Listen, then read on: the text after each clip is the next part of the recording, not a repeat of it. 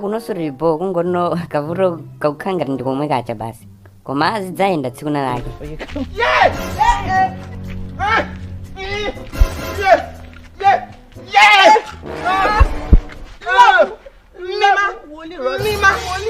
Taima kandi kuimbira. Jabi masevyanga. Bad man give me hunger. Jabi masevyanga.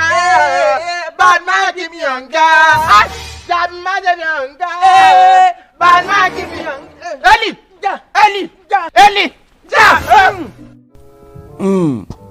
Muli bwanji madamu? Ndisanambe kufurukuza zambiri ine ndi Prophet Gift. Zinanga ndi Prophet Nyumwi. Mwachidwe ndingonena kuti ife ndi maprofeti amene tikutumikira ndipo tikuchotsa zonda zina zonse mavuto ena lonse tikuthana nawo. Koma ndisanayambe ndidziweka dzina lanu ndi ndani? Jennifer! Eli!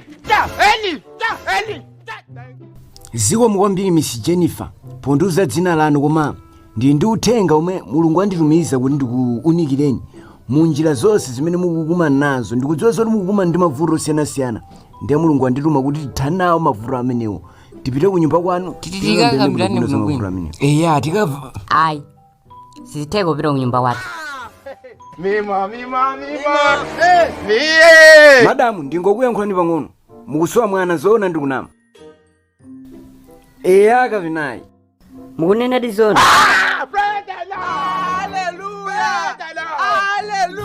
Madamu mzimu kundiyankhula kuti mwakhala mukuyesa izo ndizo, kuyesa izi ndizi, kuvaya uku kudzabwera kudzavaya uku kudzabwera. Apapa madamu teti sajebwe tipite ku nyumba kwanu. Nsanga iwe sora marire ku chitsirutsiru.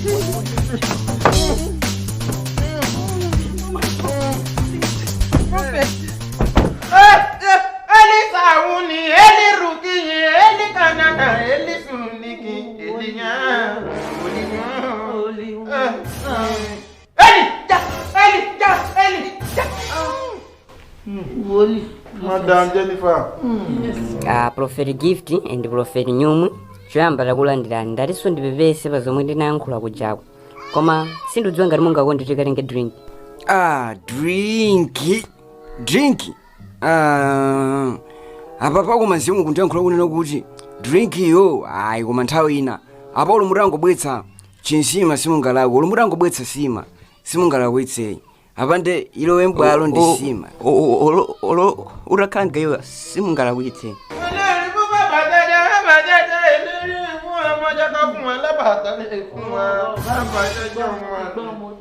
Ndiye madamu muli ndi ndoo zanji? Muli ndi ufulu osankha. Kungoti soti matsiyeta mapemphero lidakalipo munthupi. Ndiye ndidakokunda olumutambwetsa kanyama. Ziko mwa Prophet. Ndiye please mutakachitako kachangu. Oga nyama. Ndinakuzoti chani. Taona apa tamba kudya makwacha business yake omwe. Tidya makwacha. Ndalama zidakabwera ndipo tidakazidya phanga. Iwe uonaso pano patitukuka. Ndere tipempheri. Wati? Ndere pempheleso chifukwa yani tikungona mizi. Ineso ndachizeleza bwana. Tamayiwerenga ni patatu kufuna iye akamava atsi. Koma besiri machito eni makhana zo population ngati zinthu. Tipemphere. Mulungu Atate olemekezeka.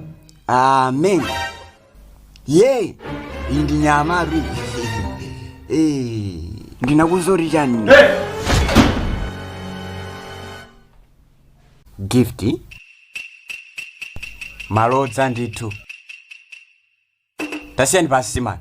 Siyani basi ndipo muyimirire. Tayimirani mwachamba. Ndadzaja kodi. Gift. Oh my God. Chomwe ndinkadziwa chakuti one day tidzakumana madoyi inu. Hani? Tasiya guys mine tasiya kai hani. Kano masuka ndituma Prophet. Kodi ndadzaja. Ndisanambe kuyankhula zambiri apa ungandiuze kuti ndi ndani anthuwa. Ndikwawo dzatani nyumba. Fine hani. Awo ndi Prophet Gift ndipo awo ndi Prophet Nyumwi. Inu ndami kale mukuona ngati ndingayiwale zopweteka zimene munandipanga mbuyomu. Hani anthu amene wanandipanga chipongwe ineyo mbuyo. Hani ndinganene kunena kuti nthawi nake nditatenga galimoto yanga zinapezeka kuti ndinayiwala mapepala. Ndipo pansewu anyamata wandinapeza ndipo anandilipitsa ndalama $500,000 akuti poti ndayiwala mapepala. Ndinachikhazikitsa mtima wanga kuti ndidzabwezera. Gift ndikuganiza mudakalileka tijekaye kwinako tikukambirana aye amwali komano nkhani imeneyo mbale ndikupepesa kwamba ifa tamene kuti tisanasinthike. Okay, mungonduza kuti mwalapa liti nyuyo? Sabatayi. Ayi, pakutama masabata awiri. Pakutama sabata awiri tidasintha. Okay, prophet gift. Okay, titese nkhani. Hani ndikupempha utabwera kukaya please. Okay, fine, titese nkhani. Ndikufuna mungondifotokozera zimene imakamba Genesis 1 verse ya 1. Say Genesis 1:1. Yes. Apa ndi okay, Genesis 1 verse ya 1 imafotokoza za Tema pomwepo. Genesis 1 verse ya 1 imafotokoza za kuti okay, chabwino tingonena kuti imafotokoza za nthawi imeneyoyo no arasema chombo. Isari no amatiyo. Mr. Mbambande. Ndine Ndine nditu.